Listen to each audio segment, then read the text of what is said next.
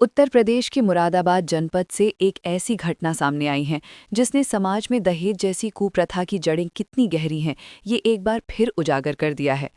पाकबड़ा थाना क्षेत्र के रफ्तपुरा चौराहा स्थित ख्वाजा गरीब नवाज बैंक्वेट हॉल में खुशियों से भरा माहौल अचानक मातम में बदल गया जब निकाह के दिन दूल्हा बारात लेकर ही नहीं पहुंचा।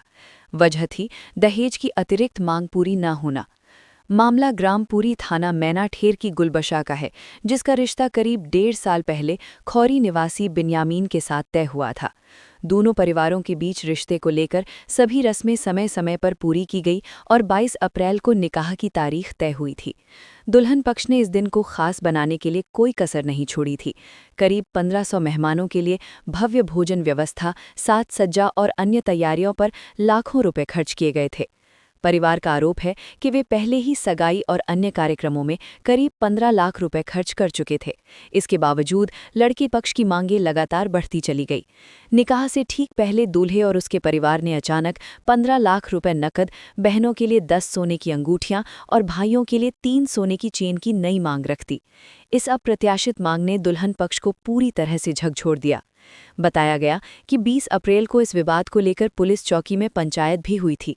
पंचायत में ये सहमति बनी थी कि यदि दुल्हन पक्ष 10 लाख रुपए देने में असमर्थ रहता है, तब भी लड़के पक्ष तय समय पर बारात लेकर पहुंचेगा।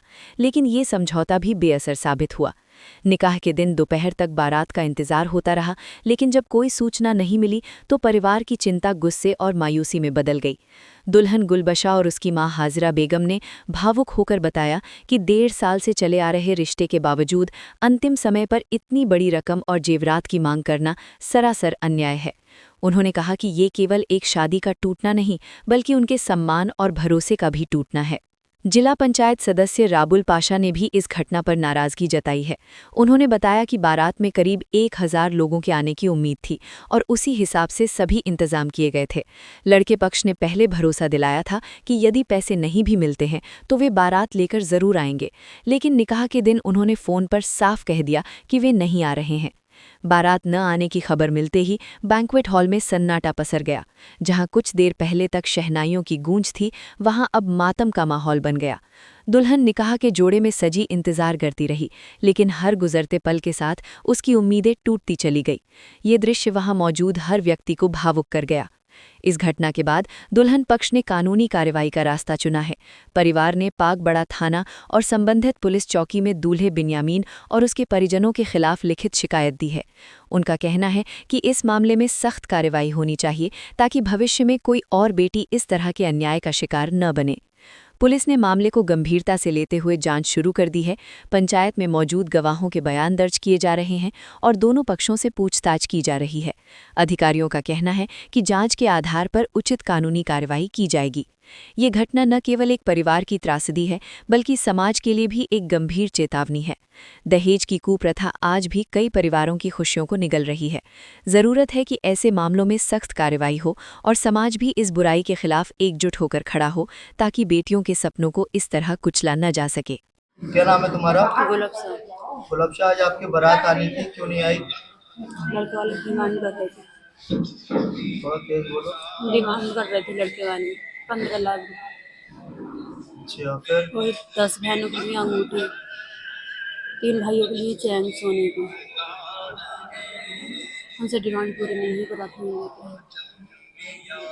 अच्छा, कितने की डिमांड कर रहे थे आपसे? 15 लाख की। कितने साल पहले आपका रिश्ता लगा था? 1.5 साल। तो 1.5 साल में क्या क्या बातें हुई आपकी उनसे?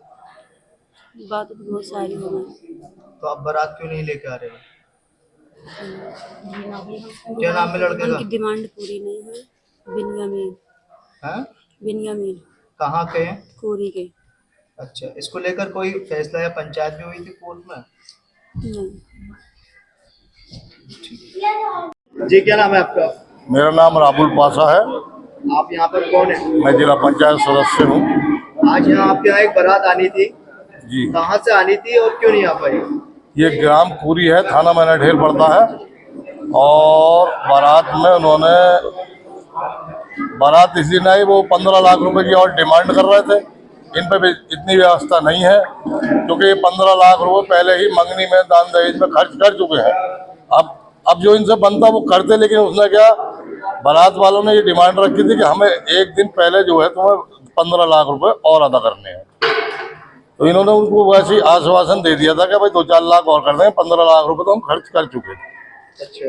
हाँ, अब जो लोग इसमें समझौते में थे, वहाँ बैठे हुए चौकी में समझौता हुआ था, उन लोगों से हमने बात करी कि भाई बारात लेके क्यों नहीं आए। तो वो लोग ये कह रहे हैं कि भाई बारात आएगी, जो चौकी का समझौता है वो रद्द कर दिया गया, अब बारात आएगी, आप अपने खाने की पीने की तैयारियां करो। चौकी में तब ये समझौता चौकी हुआ था? में हुआ था 21 तारीख को हुआ, आज 22 है, 20 को।